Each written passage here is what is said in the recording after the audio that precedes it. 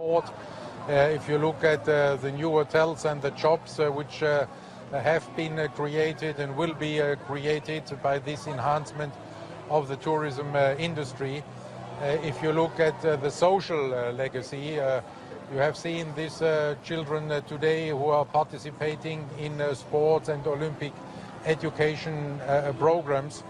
If you look at the programs of making 1 million Brazilians familiar with English, there will be a much better Rio de Janeiro after the Olympic Games 2016. Our experts and from everybody tells me that the velodrome also will be ready for the Olympic Games. At the end of this month, you will see training sessions to test the track. So it will be an effort until the last minute, like many things, but at the end, I'm really absolutely confident that everything will come together. All right, so you could see the medals the top athletes in the world will be competing for, and we hope that for Team Nigeria, we will come back with plenty of those medals. Well, we won gold, a lot more gold than the other ones, but with the way preparations have gone so far, I'm sure our officials wouldn't mind medals of any shade with the way things are going. It's time for us for me to introduce my guest on the program tonight, Oye Wichiwachukwu, news editor, Sporting Live is my guest on Sports Tonight. Together, I'll be taking you through a whole lot on the show. Oye, let's just look back. As a newsman, the reactions that we've been getting, Segun Toriola described preparations for these Olympic Games as the worst ever. And a whole lot of other federations are also complaining that they do not have an idea of what's going on. For you, as a news person, with your experience in covering our preparations for Olympic Games, would you want to agree with Segun Toriola? I totally agree. I even agree more. You see, you talked about the preparation being slow. There is practically no preparation. You know, that's the fact. And you want to agree with Segun Toriola, he has been to the Olympic Games more than any this other... This is the 7th Olympics. Yes, more than any other athletes in Africa. In Africa, living or dead. You know, so, I mean, if he says it, then he has his facts. You know, there's practically no preparation.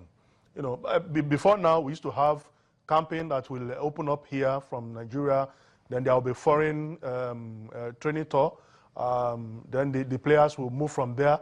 You know, by this time, the various federations, the associations would have reeled out their programs to members of the press, but there is no program, so you cannot reel out anything to the journalists. Where's the fault for this no preparation that you talked about? Where is this coming from? We know the state of the nation. Preparation, a lot depends on money.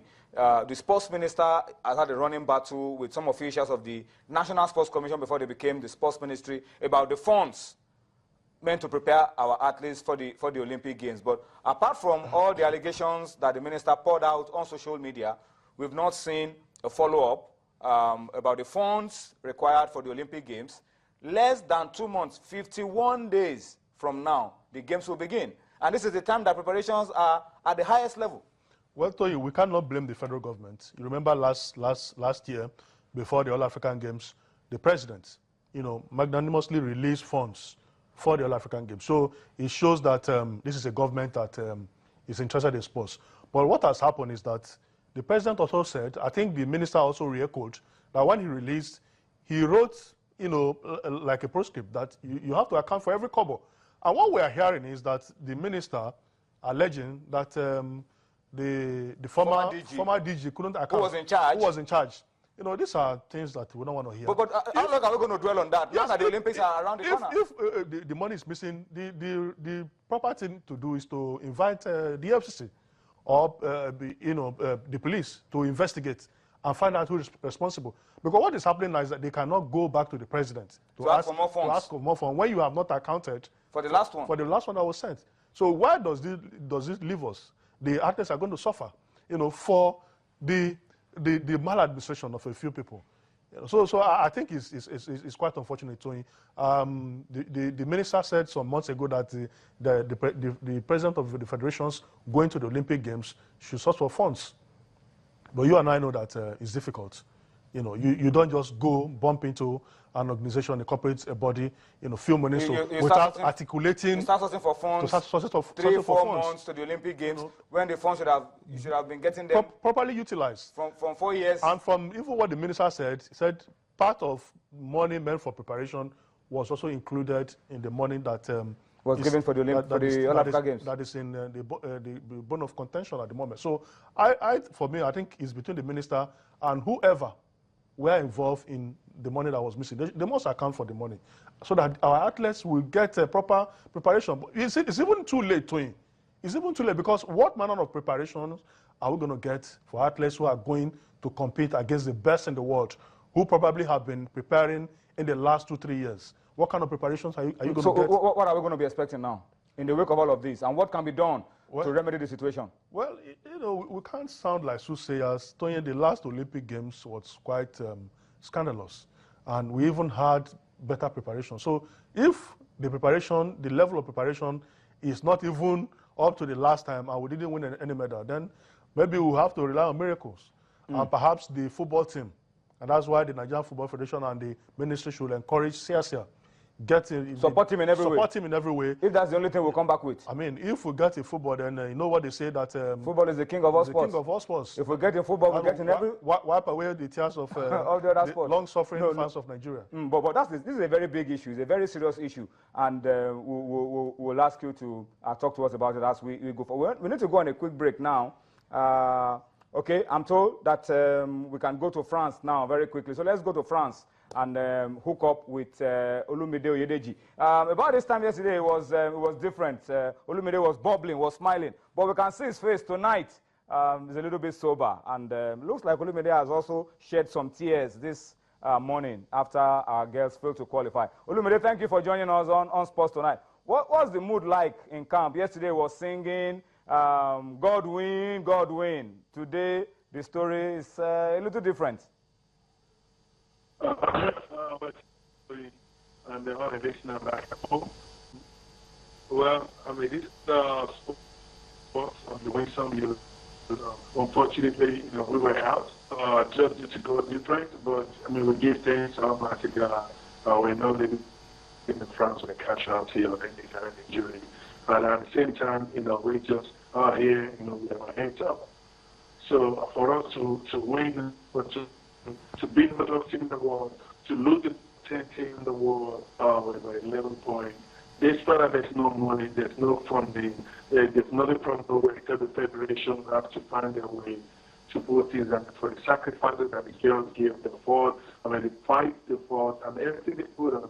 I mean, there's nothing to just worry about. And then we go out here, we go with our heads high, because I mean, we are the first team. I mean, the only team from Africa that only came in the OQ team, the girls team, after what I could have been about 16 years ago.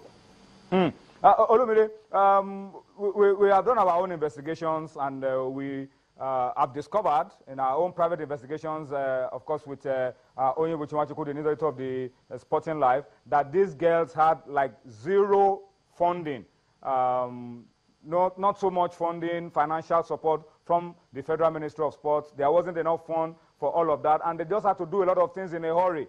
Now, we went there, competed against some of the best teams in the world. We were not disgraced. But my worry, I mean, and I know you are a rep of athletes on the board of the Nigerian Basketball Federation, is that once a team doesn't do well, not just in basketball, in other sports, we throw everybody away. What would you advise that we do with this set of girls? Probably, first of all, I can say that, I mean, the country or every organization that neglects, I mean, its youth, younger ones, is absolutely leading towards future disaster. So, I mean, we are this core team right here now. The average age of this team is about 23 to 25 years old, and this is going to be the core of the Nigerian basketball team for the next, I mean, God's willing, for the next 8 to 10 years. And probably majority of them played under 17, under 11 in 2011. If you remember, we were supposed to go to Chile. We were in the same situation. We couldn't get money. We couldn't get any funds. It means that we go fine. But this time around, that's why we took it upon ourselves from the federation to give this girl the award they deserve. We work so hard to be right here, and we want continuity, and we want to be African champion for the next 8 to 10 years. I believe in this girl. I believe in the pieces that we put together. We can do it, and definitely, I mean, they're going to do it. It's down with the pieces here and there, 2 or 3 players.